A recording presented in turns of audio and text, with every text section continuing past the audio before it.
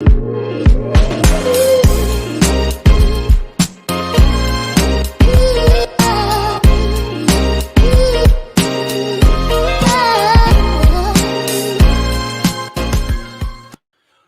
going on, people? Welcome back to Curtis Shaw TV, back with another live stream. Happy Friday, everyone. It's Friday then. It's Saturday, Sunday. It's Friday then. And I'm on time as well, people. 2 days in a row. I want to see them comments, because when I'm late, I see them comments. I'm on time 2 days in a row. It's a new me, I tell you. Since the North London Derby victory, I'm a new person. I feel revitalized. Big up to everyone. Hope you're having a great start to your weekend as we look ahead to the Arsenal against Brighton game, the Neil Maupay, the Danny Welbeck, the Ben White derby. And let's make sure we get 3 points tomorrow. Make sure you smash a like on the video and subscribe. And Curtis on time, sure. Do you know what I'm saying? That kind of energy, man. I want to see that energy back. Listen, people, for anyone wondering, I did say that the green screen would not change for the foreseeable future. But for anybody that doesn't know, before we get into this, today is, on this day in 1996, 25 years ago, unbelievable, Arsene Wenger officially became the Arsenal manager. So I think it's only right, no matter what we think about Arsene Wenger, did he stay too long? Or we can't forget the great times. This guy brought me the greatest Arsenal memories of my life. Arsene Wenger became the manager 25 years ago today. 3 Premier League titles and 7 FA Cups, as well as a Champions League final. 1,235 games, 2,298 goals, 716 wins. And like Craig says, they were saying, Arsene who? That was the headline. Who's this French manager that's come from Japan? We've never heard of him, you know, and look what the guy came in and did. I just think it's sad the way he left the football club. He should have left in a blaze of glory on the very top, where in the end he was kind of pushed out the door and kind of vilified towards the end. But my memories of Wenger, you know, I still try and hold in great regard what he was in the early days. I've still never seen better football in the Premier League, and some of the players he brought and the prices he got them for. Nicolas Anelka, you know, 700 grand. Thierry Henry for 12 million. Unbelievable. Still a legend in my eyes. Still the greatest manager that I've seen at Arsenal. And yeah, I mean, people saying we have mini Wenger now. Listen, he's a long, long way away from Wenger in any way, shape or form. Let me say that. I mean, Marvu said Wenger destroyed your club. I don't think so. I agree with this though, Zeke. Young Wenger, old Wenger. The young Wenger was ruthless. He was a winner. He was driven by success.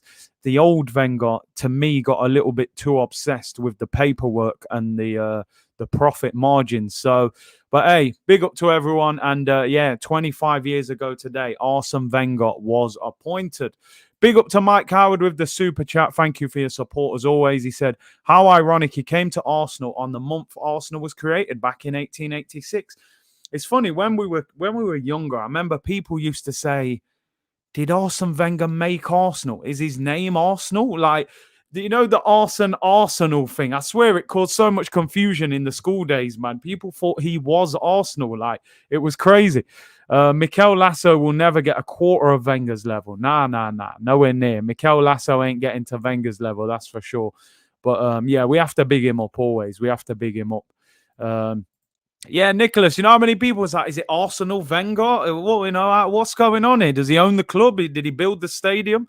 But a legend nevertheless, people. So big up to the great man, Arsene Wenger. 25 years ago today, he was appointed the Arsenal manager.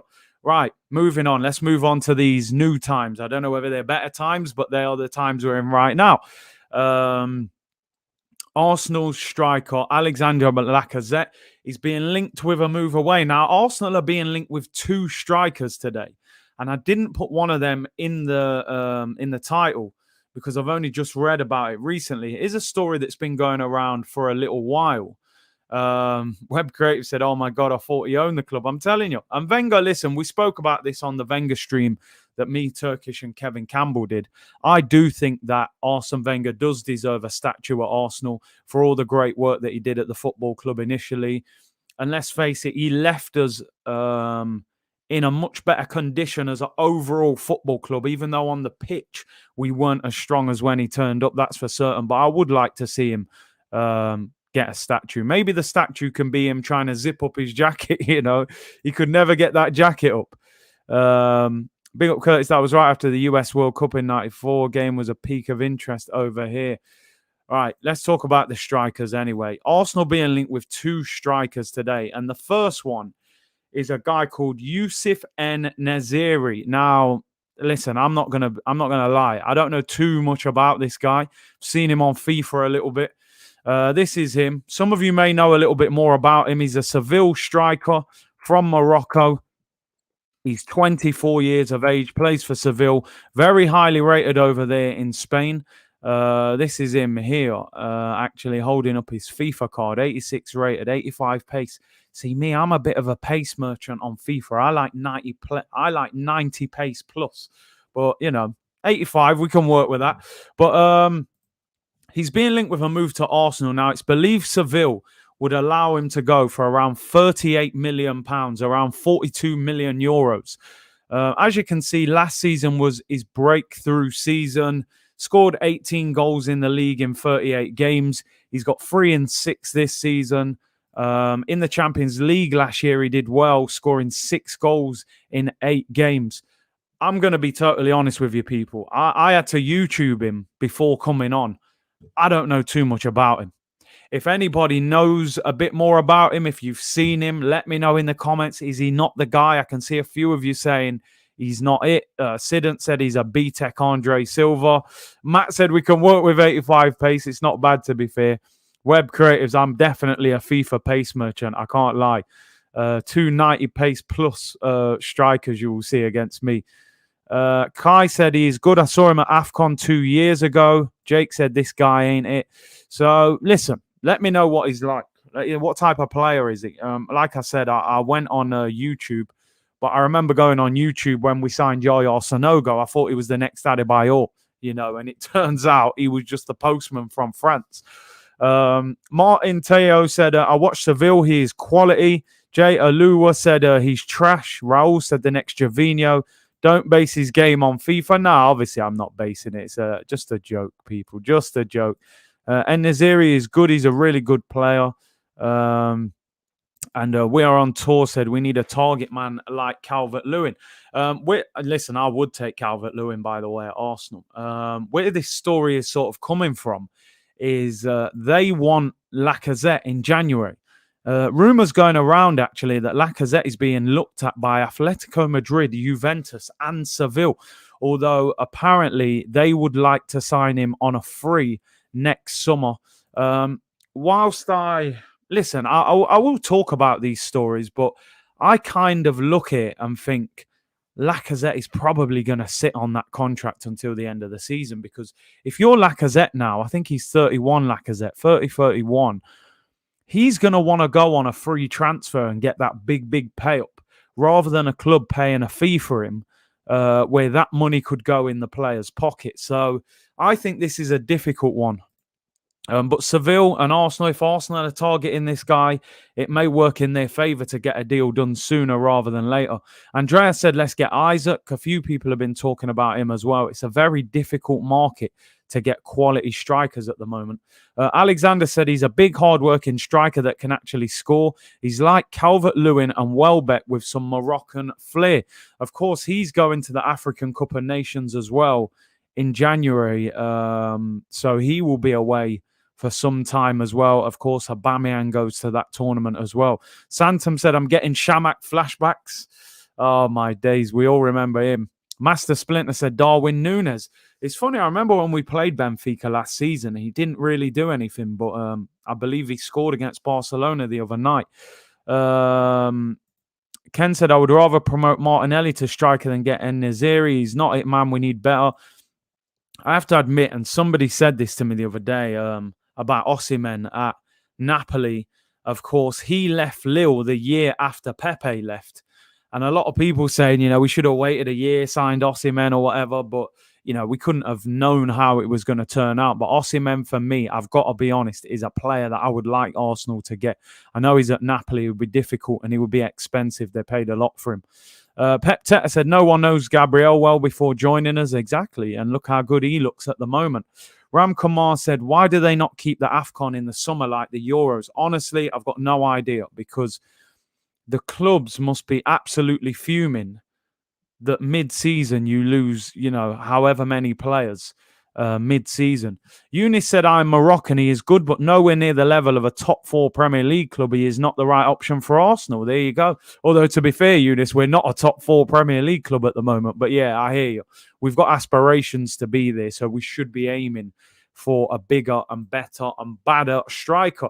Where this story actually takes a bit of a turn is that Arsenal are being linked with En-Nesyri and also Anthony Martial from Manchester United. Now, this for me is an interesting one, and I want to know your thoughts on this.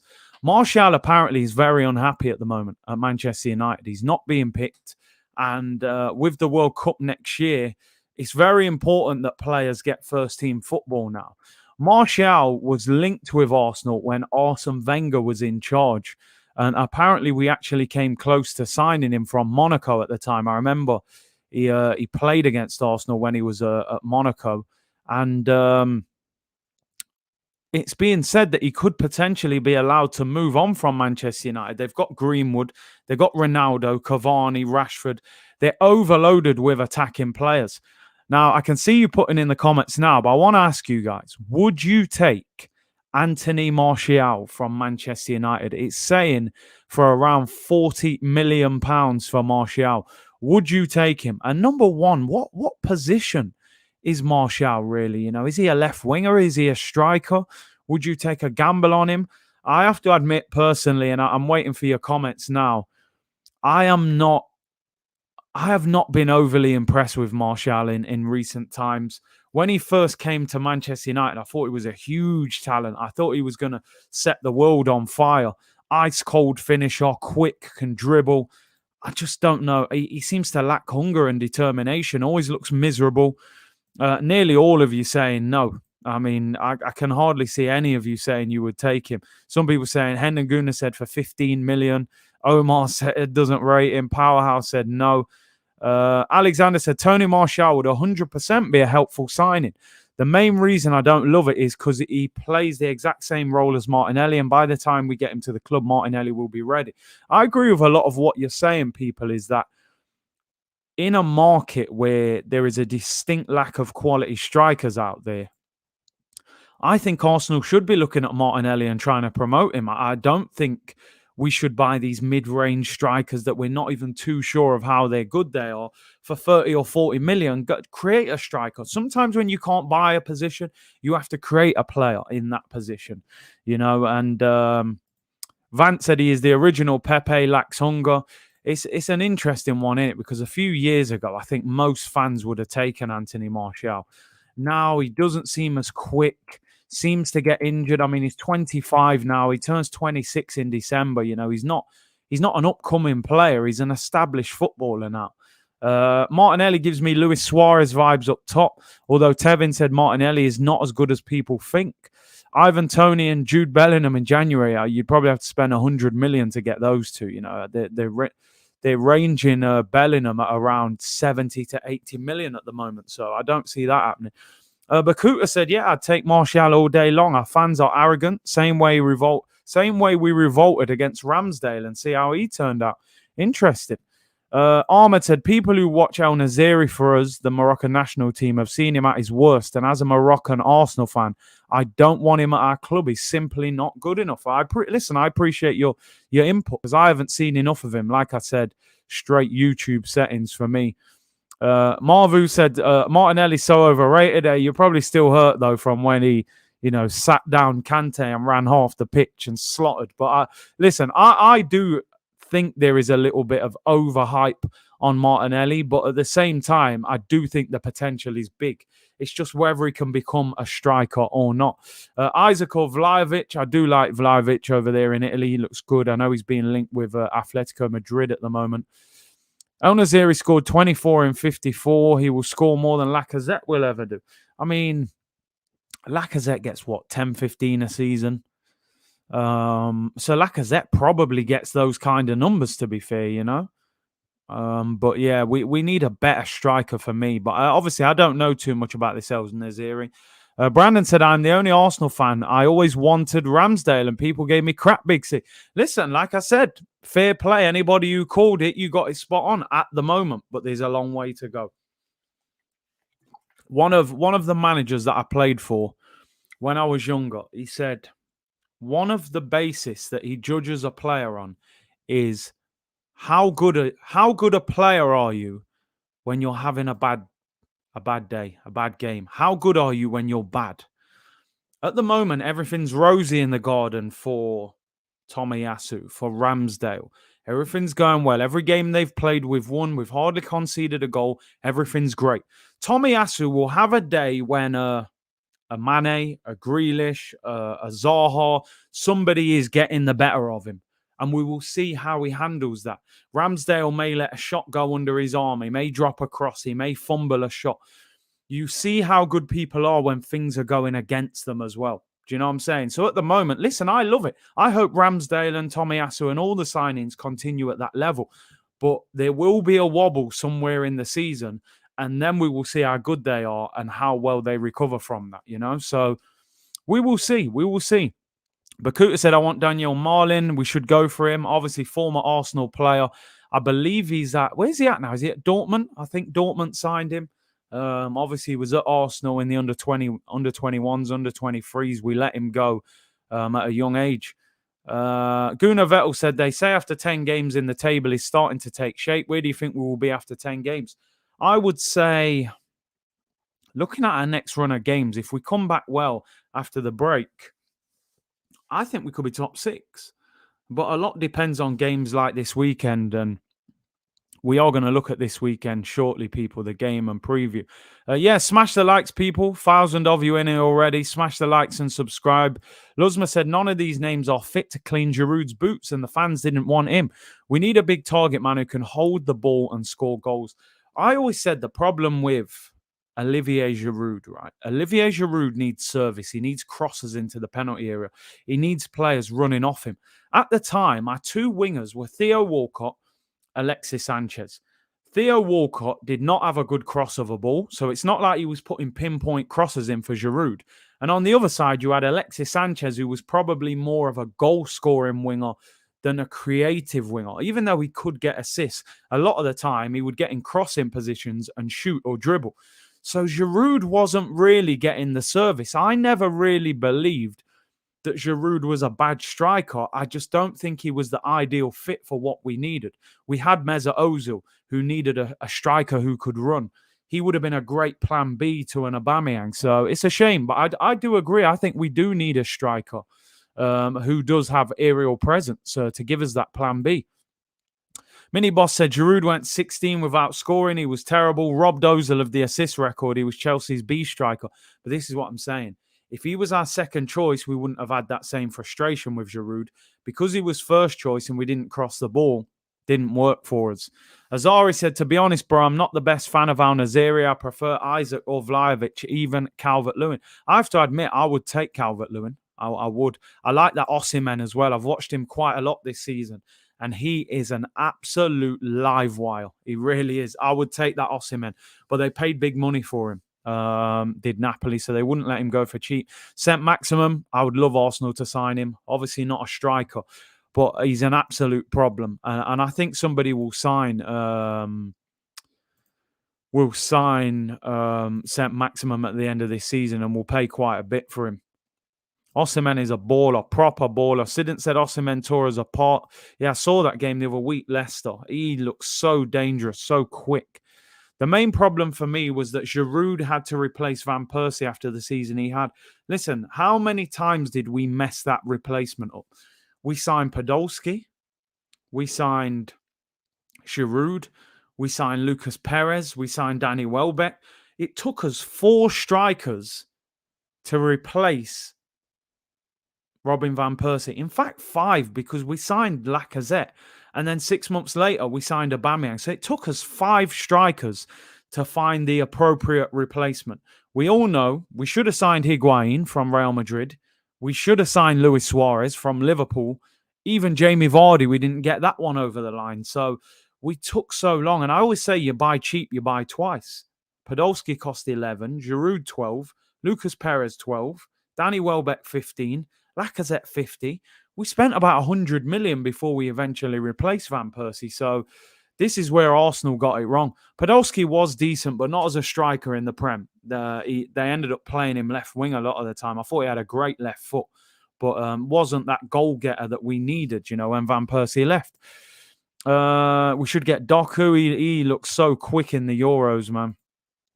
Would you take Sarr? I'm assuming you're talking about Sarr. Who's he play for again? Watford.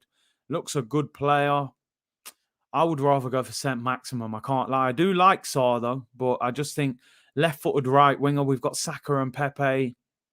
I don't know. I would rather go for St. Maximum on that left-hand side, to be honest, or being the right footer who can cut in. Patrick Schick has 4 goals in 6 games. He did well in the Euros as well. Would you take Donny van der Beek? Do you know what it is, right? If we were getting him from Holland, definitely, because I always liked him as a player. I just hate that thing of going to another big club in England and taking a reject. He would be classed as a Man United reject. But he is a good player. He probably would get in our team, I can't lie. We missed Benzema at Lyon. I mean, Benzema would have been ideal, man. Pedro Neto is a baller, definitely. I believe he's injured at the moment. Will Dobson said Podolski was unfortunately just a bit immobile as he got older and beefy. I loved him as a player, though. I loved his attitude. Lucas Podolski with that hammer left foot. We're going to preview the game tomorrow, people. We all know tomorrow is, for me, I genuinely believe this is a bigger game than Tottenham. Not emotionally, not in the fact that it was the North London derby, and at the time that was such a must-win game. I just think in the context of things, if we go to Brighton and get beat tomorrow, the Tottenham game disappears. We've just thrown it down the drain. Even a draw, we throw it down the drain. This is a game where the emotion gets taken out of it. And I believe this is the game where you actually see how good Arsenal are. Norwich are the worst team in the Premier League. I always felt we were going to win that game. Burnley was a very good victory. It's always tough to go there. We grind out the result. We're a little bit lucky, nearly give away a penalty. The Tottenham game, we battered them. We were sensational. We rode that wave of emotion. The fans carried us as well. Great performance. First 45, probably the best 45 minutes Mikel Arteta has had as Arsenal manager. Tomorrow is a huge game. If we win that game, and we've won all 4 league games since the last international break, plus the Carabao Cup game, I will say things are looking up. I will not say that we have turned the corner, because I don't believe that in 3 games everything just changes all of a sudden. 3 games ago, I would have said Arteta needs to go. A win against Burnley, Norwich and Tottenham does not make me suddenly think this guy is the man. What I will say, you're putting in the building blocks to try and change people's mind. Tomorrow we play Brighton. We've got a bit of an up and down record at Brighton. We know about the Mope and that game. We remember that. Some people saying there will be a draw tomorrow. We have to win.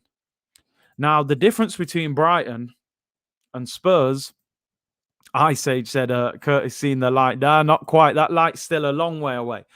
Spurs were on the downward trajectory. Brighton are on the up. They're a point off Liverpool, who are top of the league. This is going to be a tough game. Graham Potter, they're well organised. Mope, as much as we can't stand him, he is a dangerous player. Now, a bit of team news about Brighton. Max is asking here. What I've read is that Basuma is having a late fitness test. But apparently he is involved in training today with Brighton. That tells me they will probably play him. They will risk him. International break coming up. Even if he's not 100%, I think they will risk him. He has been out injured for the last couple of weeks, so hopefully he's not fully fit.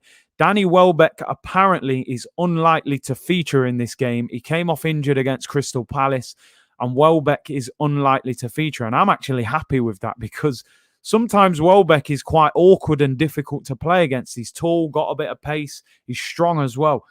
So Danny Welbeck is unlikely to be involved in this game with injury. But of course, we did beat them last season. at their place. In fact, we took 6 points off them last season.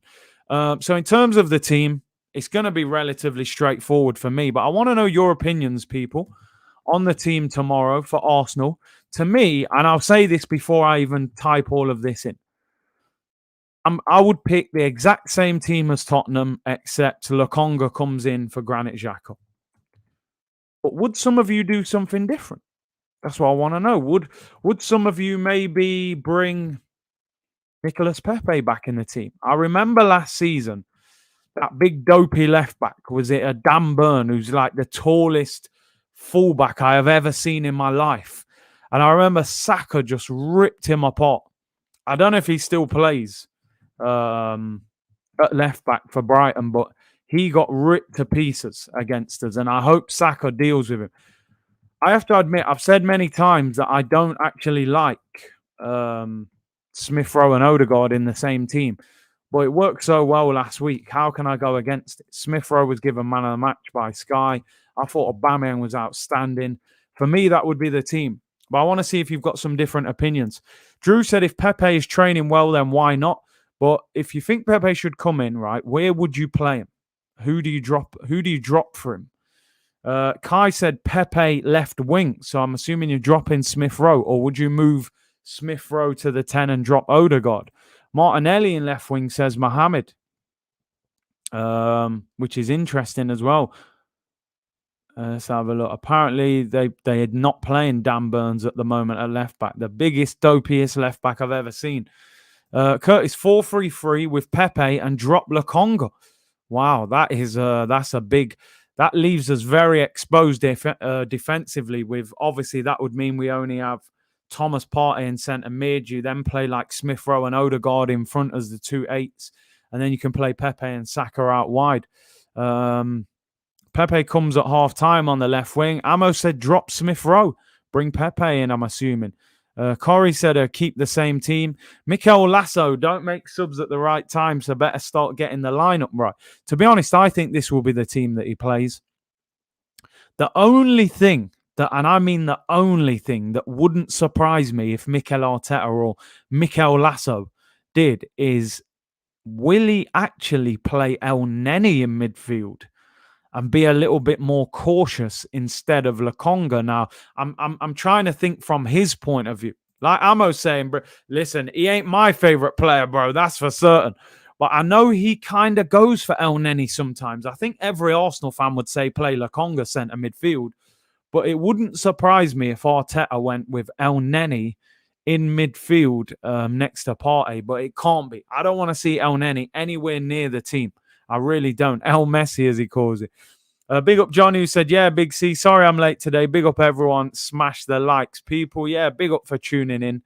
And we're just looking ahead to the game tomorrow. By the way, people, 5:30 kickoff tomorrow.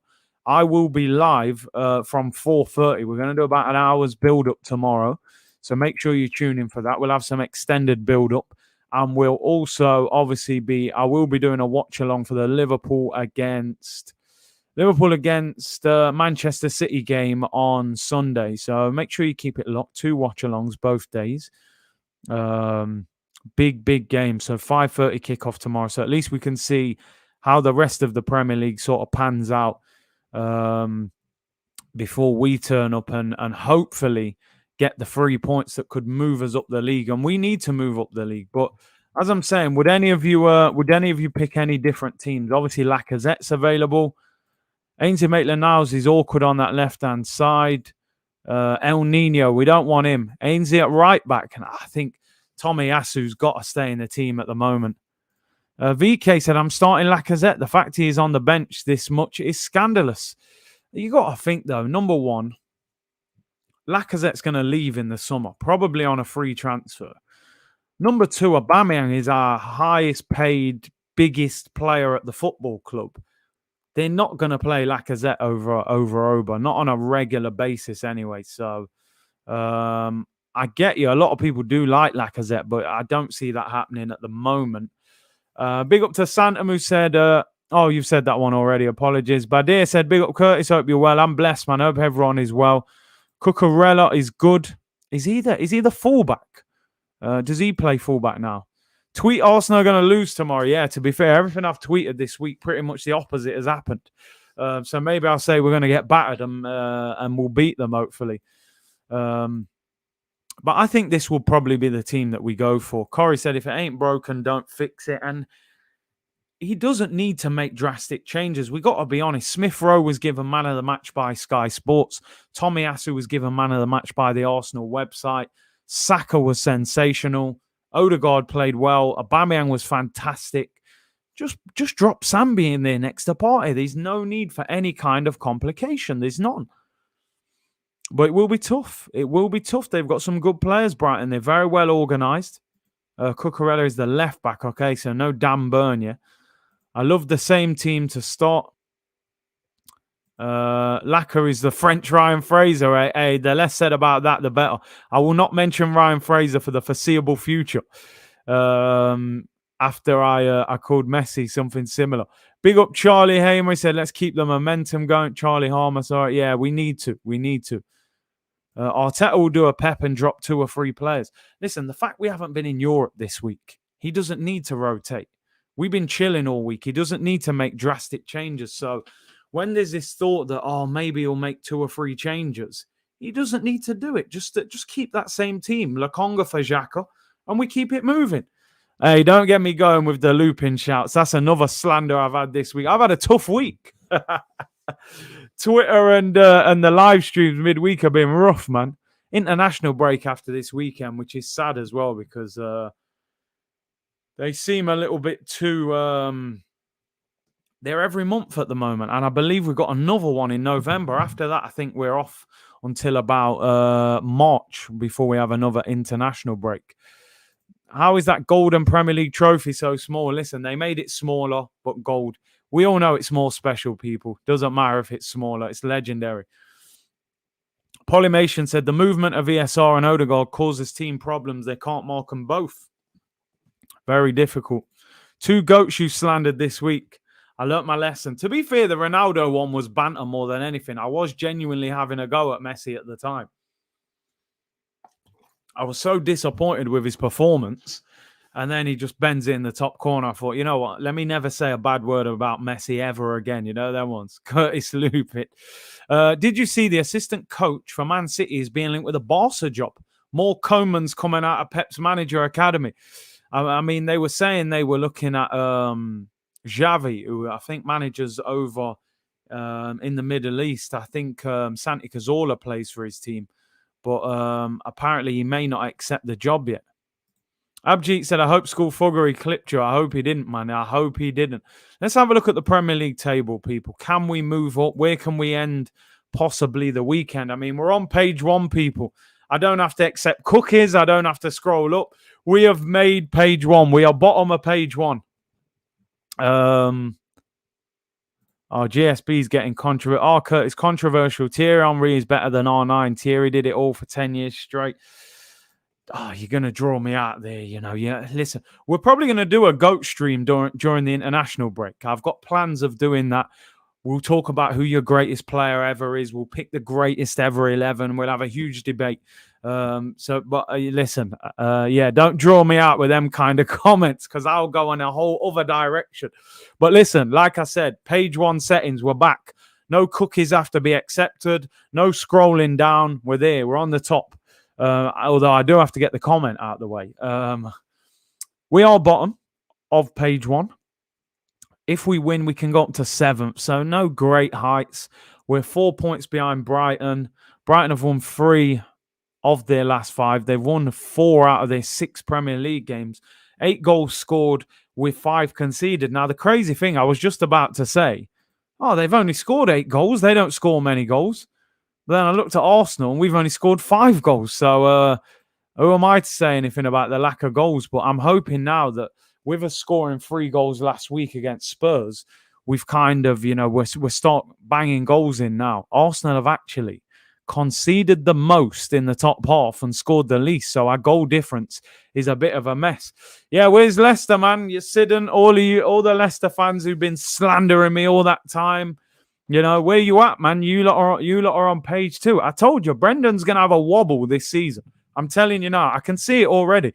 You know when Brendan Rodgers has too many options, he's not a good manager. Brendan is at his best when you have a standout starting 11 with a bunch of backup players. That's when Brendan can operate. He's got too many options now. Dakar, Barnes. He don't know who to pick.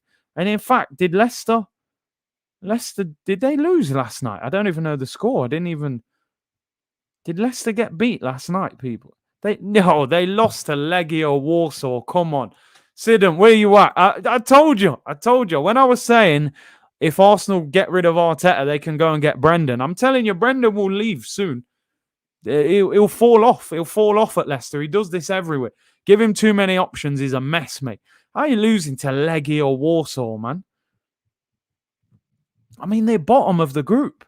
If Leicester finish third, do you know if you finish third in the Europa League, you end up in the Conference League? It's not a good look. Not a good look for him, man. Not a good look. They're a bit of a mess. Madison got no assists since February, someone told me the other day. John Layat said, Curtis Silvestre, bad week with the Messi comments. I mean, listen, yeah, I deserve it. I would usually argue with that comment immensely, but some of the Twitter comments this week have been pretty horrendous. Rodgers is a nearly man, 100%. 100%. I told you, Leicester should have sold Madison to Arsenal when they had the chance. 50 mil, 60 mil, they should have dropped him out of there. They've clung on to him. He's now, although Sidham said he played his best yesterday, but yeah, in a 1-0 defeat to Legia Warsaw. But yeah, in terms of the Premier League, Arsenal, best they can move up to is 7th if results go for them. We're not likely to move too far, to be honest, but it'll be important that we get the victory, and go into the international break quite strong. I think Man United play Everton as well. So that's a big game for them. And obviously Manchester City against Liverpool on Sunday from Anfield. So that's going to be a big, big game. My Twitter predictions and comments this week have been horrendous, to be honest. Although, like I said, the Ronaldo one was banter, but the Messi one, I got that one badly wrong. You do not write off goats ever. That's all I'm saying. Never disrespect a goat. Because just as I was dissing him, he bends it in the top corner. So I will never diss Messi again, that's for sure. Just one thing that I wanted to look at, people, before I round up towards the end of the show was something that I think is very positive with Arsenal at the moment is the direction that we're moving at the moment with the squad. And by the way, happy FIFA 22 day, everyone. FIFA 22 officially came out today, although it has been out for a few days on pre-release. But what I like is this, people, is the fact now, you look at that bench. A few weeks ago, we played Manchester City at the Etihad. We had Holding, Chambers, Kolasinac as a back three. Absolutely horrendous defense. We also had people like Eddie Nketiah, Mohamed El-Neni involved. We had a disgraceful bench and squad that day. Yeah, FIFA 22, let the stress begin. Definitely looking to do a FIFA tournament, people, on the channel. Just need to get it all sorted when I can start streaming and stuff. But when you look at the quality of the bench now, no Kolasinac, no El-Neni, no Callum Chambers. Rob Holding could even potentially get chucked off there if Pablo Mari comes in. That is a proper bench.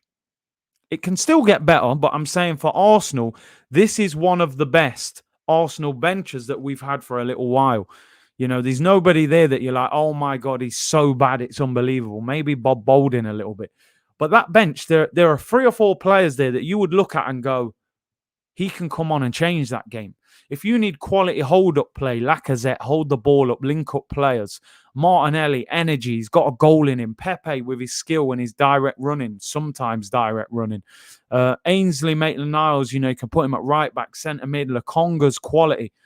Marvu, listen, desperate times equal desperate measures. I have to have a little celebration for the bench. This is how bad we've been. We finished 8th back-to-back. We left Europe quicker than Brexit. We have to celebrate these little wins. There's no El-Neni, Callum Chambers, Eddie Nketiah, Said Kolasinac on the bench. That is a win for Arsenal, Desperate times, people. You feel the pain if you're an Arsenal fan. Machine said, got my hands on a PS5 and FIFA 22. Busy playing now. Big up to everyone, man. Enjoy before the stress of Ultimate Team Weekend League begins shortly. But yeah, no Willian, all these players that we've got rid of, we've definitely improved in the squad, that's for sure, Mr. G said, big up yourself, Curtis. If you do a FIFA tournament, let me know. I'll take everyone's money. All right, you're rating yourself highly on FIFA, yeah? Give me a couple weeks to practice, then I'll start looking to get a tournament going. GSB said, yeah, Curtis, spot on. Look at the 0304 bench. Parler, Wiltord, Carnu, Keown. You need a decent bench to win things. I mean, that bench, those guys there you're naming, most of them probably start for us. That's the difference. Rowan said FIFA 16 to FIFA 22 are all the same.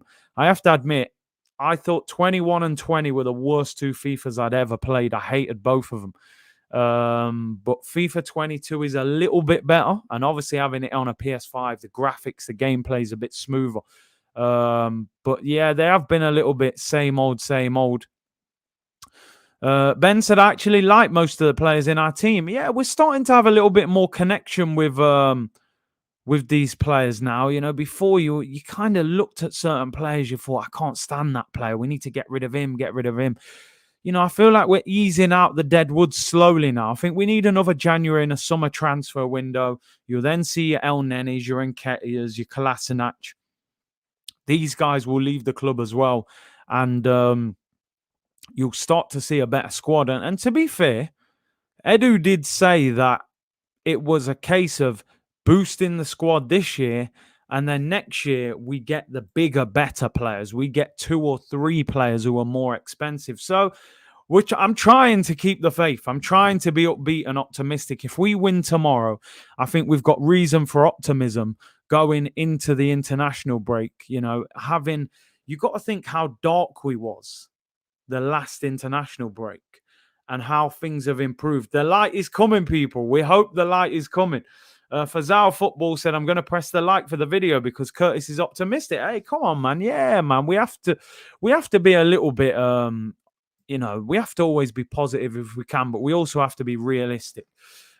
Big up Jay, hope you're well. We said, big up Curtis. Apparently Turkish is the FIFA GOAT, according to Turkish. Listen, we all believe we're GOATs on FIFA. That's why we buy it, because we all believe we're great. If we felt we were terrible on FIFA, we wouldn't buy it. So, Hey, Abba said, happy Independence Day, Nigeria. Big up. Come on. I have some good Nigerian friends. Big up to Nigeria. Happy Independence Day. And also Black History Month starts today, people, celebrating great achievements from Black people throughout history and in sport. So big up, people. The light is atomic, but I see it. Prediction. I'm going for 2-0. I'm going for a 2-0 victory, although all can change when the lineup is read out. But I'm going for a 2-0 victory for Arsenal. I think if we get the first goal, get some control of the game, I think we can beat Brighton. But as I said, since we've had this kind of new look Arsenal team, we've never had our backs against the wall in the sense that we've never been 1-0 down. We've never had to kind of struggle too much. So it will be interesting how this team reacts when they get put in a difficult situation. I hope we don't get put in that situation tomorrow, Zama said, clip me, Big C. Top 4 is inevitable in the expense of Man United. Listen, I would love that to happen. Can you imagine if Oli signs Ronaldo and missed out? But it's a long way off at the moment. But no, I will not be tweeting my prediction. That is for certain. Welbeck is out. Hesher, so Welbs won't be playing, but Mopé is. Get your predictions in. Obviously, we'll do them tomorrow when we see the teams. Jamar said 2-1 Arsenal. Yasir Ahmed said 3-1 Arsenal. Sidant 2-0 Brighton. I know. Oh, stop with that salt, Sidant, man. I know you lost to Brighton with Leicester, but don't call it that. 1-0 clean sheet. DJ Dre said 3-1 to Arsenal. Taylor said 1-0 Arsenal. Wing says 2-0 win. Tom says 2-1 win. Polymation 1-0. Original T 2-0. South London's finest 2-0. Abjeet said going to be a stinker. I hope not. Nick says 2-0 and Marvu says 2-0 to Brighton. It's funny. Every fan of another team says we're going to lose. It's pure hate, innit? Just let us enjoy our moment of, a good little run of victories, man. We'll finish with that one. Arsene said 4-0. We'll take 4-0. We'll take 4-0 definitely all day long. In fact, we'll click a few more. Partey, listen, if Partey scores tomorrow, it's epic scenes, people. It really is. 1,250 of you in the chat. Just before we shoot off, did anybody see the scenes last night from these two playing for Marseille? William Saliba against, I believe they were playing Galatasaray in the Europa League. Another quality performance from him, although he was booked late on for an altercation. And Guendouzi was right at the forefront as well. And, Saliba's being raved about. The coach has said that Saliba reminds him of a young Virgil van Dijk. Now, I'm not going to start saying we're not making no comparison to Van Dijk and Saliba, but I just wish we had this guy at Arsenal right now, honestly. I really do. Guendouzi apparently played well. Guendouzi actually had an altercation with Patrick Van Aanholt. And Van Aanholt started talking all kinds of smack talk on Twitter, as Omar's saying. But I don't respect that because Guendouzi actually squares up to Van Aanholt on the pitch. Van Aanholt looks like he don't want no trouble, and then Van Aanholt's on Twitter talking the most. So, listen, I respect it. I've always said, I think Guendouzi's got a bit of an attitude problem. He definitely has, but I respect his will to win and fight on the pitch. He's always willing to, have a scrap with someone. And he was right in there. And Saliba was proper having a scrap with someone. Gave him a little elbow, squared up to him. Another clean sheet. I believe he won every duel aerially and on the floor in that game yesterday. He is in brilliant form. Marseille are in the top 4 at the moment of the French league. And he is playing fantastic. I can't wait for Saliba to come back to Arsenal. I just hope he does come back to Arsenal. That is my only worry, people.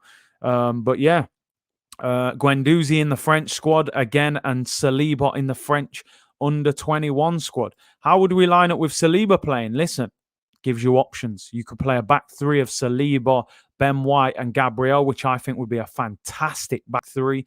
Or you can play two of the three. Is he a better right-sided centre-back than Ben White? That's what you need at a big club. You need competition. A lot of people have said they think Saliba could be better than Ben White. Time will tell. Like Jake said, he's 6'3" and he's athletic. He's quick. I'm a massive fan of him. I can't wait for him to come back. I just hope Mikel Arteta does not ruin this guy's Arsenal career and end up selling him in the summer. Harry said, I think if we get Saliba back from loan, we should play Saliba, Gabriel and White with Tierney and Tomiyasu as wing-backs, with Partey and Odegaard in the middle, Aubameyang, Saka and Smith-Rowe up top. We would have those options. Saliba is 100% better than Ben White, says Chris.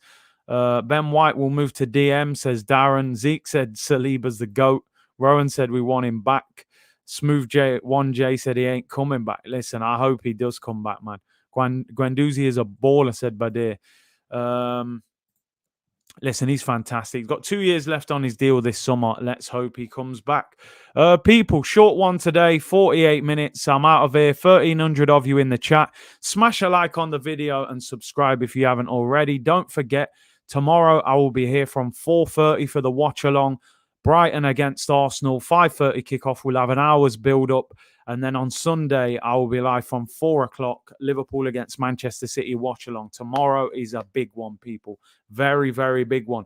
Enjoy FIFA 22, anyone who's got it. I have bought the game. I've been playing it for about a week. I do think it's better than 21 and 20 for anybody that's thinking of getting it.